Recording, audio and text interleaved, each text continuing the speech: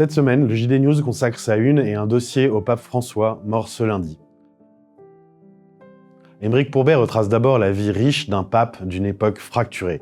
Jorge Mario Bergoglio, né en 1936 à Buenos Aires, grandit dans un quartier populaire marqué par la pauvreté. Très tôt, il découvre une foi simple et populaire auprès de sa grand-mère Rosa et d'un prêtre salésien. Passionné de football, sa vocation apparaît à 17 ans, après une confession décisive. Il rejoint les jésuites, attiré par leur discipline et leur esprit missionnaire.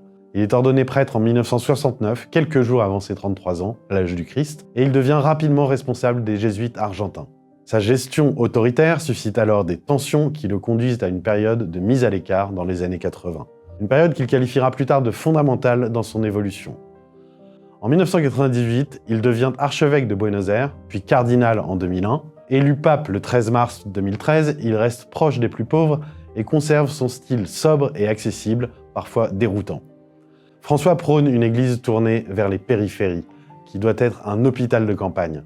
Durant son pontificat, il effectue 47 voyages apostoliques, il s'est rendu 3 fois sur le sol français, mais sans jamais visiter officiellement la France, malgré une spiritualité imprégnée de références françaises, notamment celle de Sainte Thérèse de Lisieux. À la différence de ses prédécesseurs, il sera inhumé à la basilique Sainte-Marie-Majeure.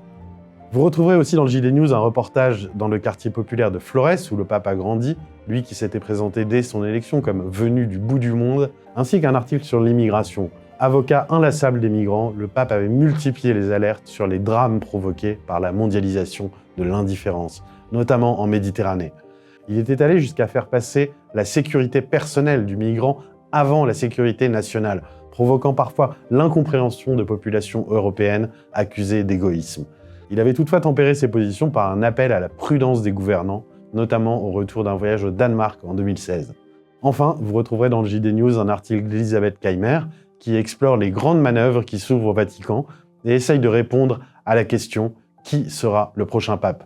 C'est encore un mystère, bien sûr, mais à l'aide d'experts, elle nous éclaire sur le possible prochain successeur de Pierre. À lire donc dans le JD News à partir de mercredi dans les kiosques et en ligne, et en supplément du JDD ce dimanche.